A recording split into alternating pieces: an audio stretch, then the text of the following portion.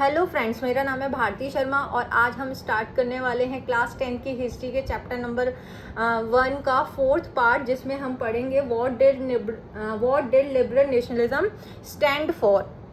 Last topic हमारा था the aristocracy and the new middle class, जिसमें हमने देखा था कि यूरोप की सोसाइटी में दो कैटेगरीज के लोग रहते थे, मतलब दो टाइप के लोग रहते थे, या तो बहुत गरीब रहते थे या फिर बहुत अमीर लोग रहते थे। ठीक है, फिर उसके बाद इंडस्ट्रियल रेवोल्यूशन आता है, जिसके बाद 19th सेंचुरी में जो है मिडिल क्लास इमर्ज होके मिडिल क्लास आती है। ठीक है, उसके बाद क्या होता है ठीक है, तो 19th सेंचुरी तक आते आते एक और कैटेगरी हमें देखने को मिल जाती है, जो कि कौन सी थी? मिडिल क्लास, जिनको हम लोग वर्किंग क्लास भी बोलते हैं या कमर्शियल क्लास भी बोलते हैं। क्लियर? चलो, तो आज का हमारा टॉपिक है what did liberal nationalism stand for. तो जो मिडिल क्लास है वो डिमांड कर रही थी अब तक नेशन स्टेट की। नेशन स्टेट का मतलब था कि वो डिमांड कर रही थी बेसिकली एक ऐसे नेशन की जिसमें यूनिटी होगी, जिसमें लोगों की कॉमन आइडेंटिटी होगी, कॉमन लैंग्वेज होगी, कॉमन ट्रेडिशन होगा।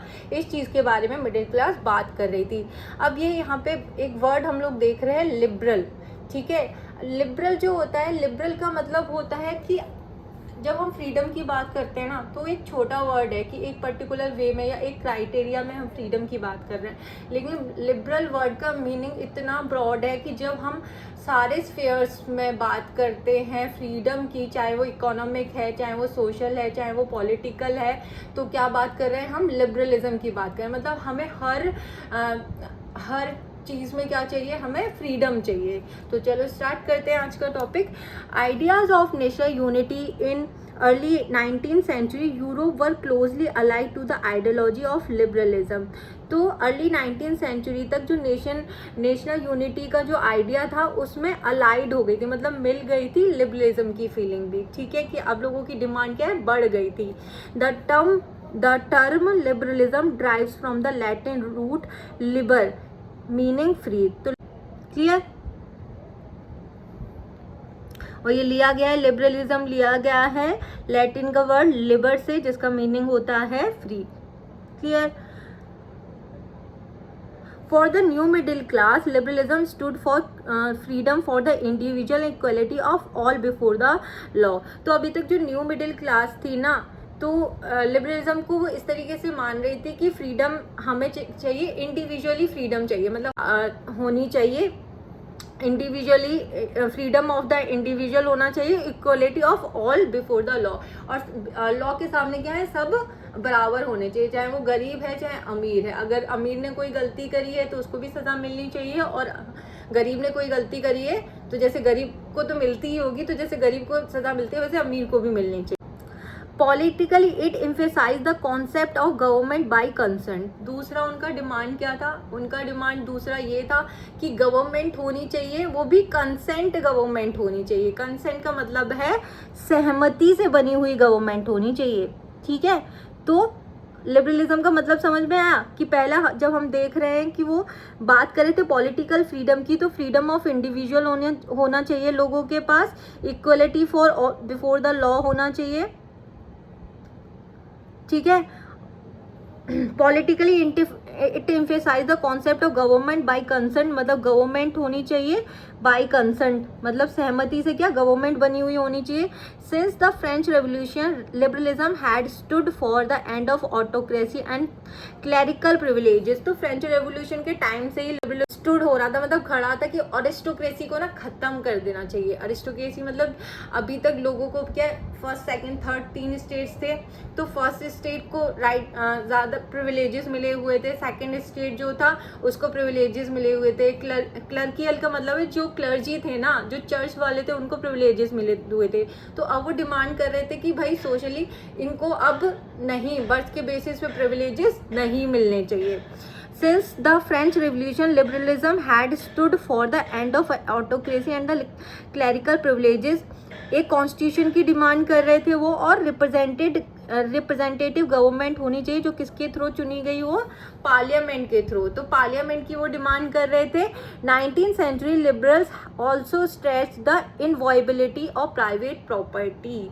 ठीक है, और सोशली किस चीज़ की डिमांड कर रहे थे? वो प्राइवेट प्रॉपर्टी की बात कर रहे थे, जो इनवॉयबिलिटी जो अभी तक सफ़र कर रहे थे, जैसे कि जब हम फ्रांस में भी देखते हैं, ठीक है, फ्रांस में जब हम लोग देखते हैं, फिर उसके बाद डेमोक्रेसी आती है, तो डेमोक्रेसी में राइट टू प्रॉपर्टी मिल जाता है। फिर नेपोलियन आता है, वो राइट टू प्रॉपर्टी दे देता है। रॉबेस्पियर आता है, वो वापस ले लेता है। तो ऐसे बहुत सारी चीज़ें हो रही थी, ठीक है। तो उन्होंने बोला कि हमें इन चक्करों में पड़ना नहीं है, हमें क्या दे दीजिए आप, प्राइवेट प्रॉपर्टी का राइट हमें मिलना चाहिए, ठीक है।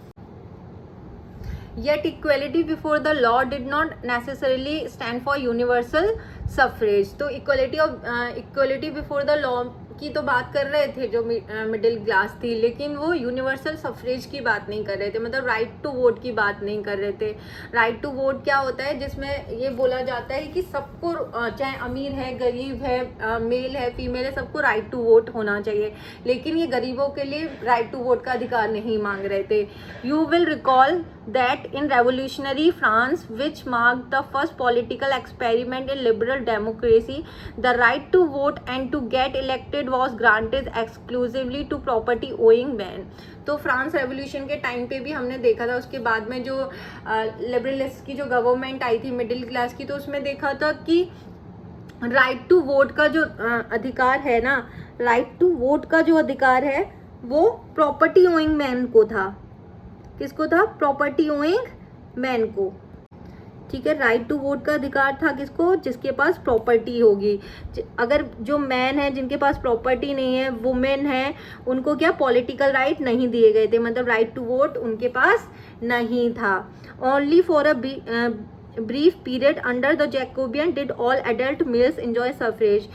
बस कुछ टाइम तक जैकोबियन क्लब की जब गवर्नमेंट थी, तब सबको, सारे मेल्स को सफरेज दिया गया था, मतलब राइट टू वोट दिया गया था, चाहे आपके पास प्रॉपर्टी है या फिर नहीं है। However the Napoleon code went back to limited suffrage women to the status of a minor subject to the authority of father and husband. जब नेपोलियन कोड आता है तो उसके बाद सफरेज को फिर से क्या कर दिया जाता है? हटा दिया जाता है। और जो वुमेन थी उनको उनको माइनर करार दे देते हैं, और उनकी अथॉरिटी किसको दे देते हैं? फादर और उनके हस्बैंड को दे। Throughout the 19th century and early 20th century, women and non-propertied men organized opposition movement demanding equal political right।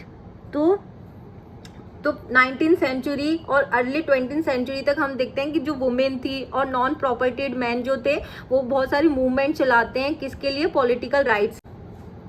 In the economic sphere, liberalism stood for the freedom of markets and the abolition of state-imposed restriction on the movement of goods and capital। तो इस economic sphere में, जैसे कि हमने देख लिया social liberalism कैसे, social freedom कैसे चाहते थे, पॉलिटिकल फ्रीडम में क्या चाहते थे, सोशल फ्रीडम में क्या बोल रहे थे, वो प्राइवेट प्रॉपर्टी उनके पास होनी चाहिए। पॉलिटिकल फ्रीडम में वो बात कर रहे थे कि गवर्नमेंट होनी चाहिए, कॉन्स्टिट्यूशन होना चाहिए, इक्वलिटी बिफोर द लॉ होना चाहिए, बर्थ के बेसिस पे प्रिविलेजेस नहीं मिलने चाहिए, राइट टू वोट होना चाहिए, ठीक है। लेकिन किसके लिए होना चाहिए? सिर्फ उनके लिए होना चाहिए जो प्रॉपर्टी ओइंग मैन है, वुमेन के लिए भी नहीं होना चाहिए। तो ये सारे क्या थे? पॉलिटिकल फ्रीडम की डिमांड कर रहे थे जो लिबरलिस्ट थे। अब आ रहे हैं हम लोग इकोनॉमिक स्फेयर पे, ठीक है। जो उनके क्या था, बेस था, वो कैसे बने थे मिडिल क्लास, तो उसी की बात हो रही है ना। तो वही उनकी नींव तो वही थी ना, इकोनॉमिक स्फेयर, तो वो देखेंगे ही ना, उसी के थ्रू तो बने थे वो मिडिल क्लास। चलो देखते हैं। In the economic sphere, liberalism stood for the freedom of markets and the abolition of state impose restriction on the movement of goods and capital. और इकोनॉमिक स्फेयर में वो डिमांड कर रहे थे कि जो स्टेट ने बहुत सारे रिस्ट्रिक्शन लगा दिए हैं उनके गुड्स को या कैपिटल को इधर से उधर ले जाने में, मूवमेंट्स में, उन पे क्या है, वो हटा ले, एवोल्यूशन हो जाए। During the 19th century this was a strong demand of the emerging middle class. और 19th सेंचुरी के टाइम तक ना ये बहुत बड़ी डिमांड थी, किसकी? मिडिल क्लास की, ठीक है। क्या थी? कि स्टेट ने जो रिस्ट्रिक्शंस लगाए हैं वो क्या है? हट जाएं। Let us take the example of the German speaking region in the first half of the 19th century। ठीक है, चलो इसमें एक एग्जांपल दिया गया है जर्मन स्पीकिंग रीजन का, जो कि 19th सेंचुरी के फर्स्ट हाफ के बारे में बता रहा है। Napoleon's administrative measures had created out of countless small principalities a confederation of 39 state. क्योंकि नेपोलियन को बहुत बड़े एरिया पे अगर वो रूल करेगा तो बहुत डिफिकल्टी होती, तो उसने एडमिनिस्ट्रेटिव लेवल पे बहुत सारे उसने इम्प्रूवमेंट किए थे, अच्छे काम किए थे। ठीक है, तो उसने क्या किया था, बहुत सारे स्टेट्स को ना मिला के कॉन्फेडरेशन बना दिया था, मतलब 39 स्टेट्स को मिला के उसने एक कॉन्फेडरेशन बना दिया था। कॉन्फेडरेशन का मतलब होता है एक संघ बना दिया था। ठीक है, कॉन्फेडरेशन बनाया था 39 स्टेट्स का, जिसपे वो इजीली रूल कर पाएगा और वहां पे रूल करना भी आसान होगा। ठीक है, each of these proceed its own currency and weight and measure. तो पहले क्या था कि इन सबकी करेंसी, मतलब जितने स्टेट थे ना उन सबकी करेंसी अलग होती थी, क्योंकि कंट्री तो होता नहीं था, क्योंकि कंट्री में ही तो एक कंट्री की सेम करेंसी होती है, दूसरी कंट्री की अलग करेंसी होती है, तो तब तक कंट्रीज तो थे नहीं ना, स्टेट्स होते थे, तो हर स्टेट का क्या है करेंसी अलग अलग होती थी और वेट भी अलग होता था और मेजर भी अलग होता था। ठीक है, करेंसी अलग होती थी, वेट एंड मेजर, करेंसी अलग थी, वेट अलग था और मेजर नापने की जो इकाई होती है वो सब अलग अलग होती थी। A merchant travelling in 1833 from Hamburg to Nuremberg to sell his goods would have had to pass through 11 custom barriers and pay a custom duty of about 5% at each one of them। तो अगर कोई merchant businessman Hamburg to नूरेमबर्ग जाता था cell करने के लिए अपने goods को, तो उसको 11 कस्टम बैरियर्स को पार करना पड़ता था, सोचो। ठीक है, और हर कस्टम बैरियर पे 5% का क्या देना पड़ता था, उसे टैक्स देना पड़ता था। ठीक है, duties were often according to the weight और मेजर ऑफ द गुड्स। और जो ड्यूटी मतलब टैक्स जो था वो वेट और मेजर के हिसाब से चेंज होता रहता था गुड्स के। Clear, each region had its own system of weights and measures. तो जैसे हमने देखा था हर रीजन का अपना एक अलग क्या था, वेट और मेजर होता था। तो हर रीजन का क्या था, अपना एक वेट और मेजरमेंट होता था। As each region has its own weight and measure, this involve time consuming calculation. जिससे क्या होता था, टाइम लगता था कैलकुलेशन में। द मेजर ऑफ क्लोथ, तो उसका एक एग्जांपल इन्होंने लिया है क्लोथ का, कि जैसे कोई क्लोथ का ट्रेड कर रहा है, बिजनेस कर रहा है, तो वो लेके जा रहा है, तो जैसे हम इंच में नापते हैं ना, मीटर में नापते हैं कपड़े को, है ना, तो वैसे ही वहाँ पे जो मेजर किया जाता था वो मेजर किया जाता था LA में। ठीक है, LA which in each reason stood for a different length. और इसकी जो लेंथ थी ना वो हर रीजन में क्या होती थी, हर एरिया में जाके चेंज हो जाती थी। And LA of textile material bought in Frankfurt would get you An alley of textile material bought in Frankfurt would get you 54.7 centimeter of cloth in Mainz, 55.1 centimeter in Nuremberg, 65.6 centimeter in Freiburg, 53.5 centimetre. तो खुद ही देखो हर LA का क्या है, reason के हिसाब से change हो रहा है मेजर। तो किसी को प्रॉब्लम नहीं होगी, एक पूरा मैप लेके घूमते रहते होंगे, वहाँ पे जा रहे हैं तो वहाँ पे इस तरीके से करना है, तो उसमें लोगों को जो ट्रेड कर रहे हैं बिजनेस में उनको बहुत ज़्यादा प्रॉब्लम होती थी। Such conditions were viewed as obstacle to economic exchange and growth by the new commercial class। और यही क्या था, बहुत बड़ा ऑब्स्टिकल था इकोनॉमिक एक्सचेंज के लिए और ग्रोथ के लिए कमर्शियल क्लास के लिए। अब उनकी तो जो बेस था वही बिजनेस था ना, तो उससे अगर इतनी सारी प्रॉब्लम है तो वो ग्रोथ कैसे करेंगे, तो उसी की वो डिमांड कर रहे थे। In 1834 a custom union और Zollverein was formed at the initiative of Prussia। और उसके लिए उन्होंने 1834 में एक कस्टम यूनियन, एक ऑर्गेनाइजेशन बनाई जिसका नाम था Zollverein। जो किसको देखी, कस्टम यूनियन थी, एक संघ था जिसको बनाया गया था कस्टम ड्यूटीज़ को देखने के लिए, मतलब बिजनेस की चीज़ों को देखने के लिए बनाया गया था। वॉज फॉर्म्ड, और उसको बनाया था प्रूशिया ने बनाया था, और बाद में उसको ज्वाइन किया था जर्मन स्टेट्स ने उसको ज्वाइन कर लिया था।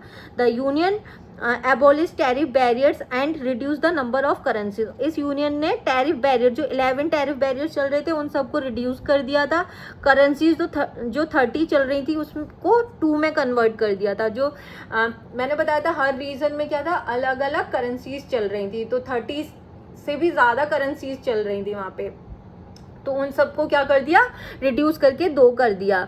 The creation of network of railways further stimulated mobility, harnessing economic interest to national unification. तो जो नेटवर्क रेलवेज को बढ़ाया गया, ठीक है, जिसके थ्रू जो बिजनेस है उसको बढ़ाया जा सकता था, गुड्स को एक जगह से दूसरी जगह पे ले जाया जा सकता था, और इसी की वजह से इकोनॉमिक इंटरेस्ट की वजह से ही नेशनल यूनिफिकेशन भी नेशनल यूनिफिकेशन में भी क्या हुआ, एक सहायता मिली। A wave of economic nationalism strengthened the wider nationalist sentiments growing at the time। तो ये जो वेव थी इकोनॉमिक नेशनलिज्म की, कि इकोनॉमिक लेवल पे इतने सारे डेवलपमेंट हो रहे थे, चेंजेस हो रहे थे, उसने जो नेशनलिस्ट फीलिंग थी उसको और ज़्यादा स्ट्रॉन्ग कर दिया था टाइम के साथ। तो थैंक यू सो मच, ये था मेरा आज का वीडियो। अगर आपको मेरी वीडियोस अच्छी लगती हैं तो प्लीज़ मेरी वीडियोस को लाइक करिए, शेयर कर दीजिए, ताकि ज़्यादा से ज़्यादा मेरे चैनल को सब्सक्राइब कर दीजिए। Thank you.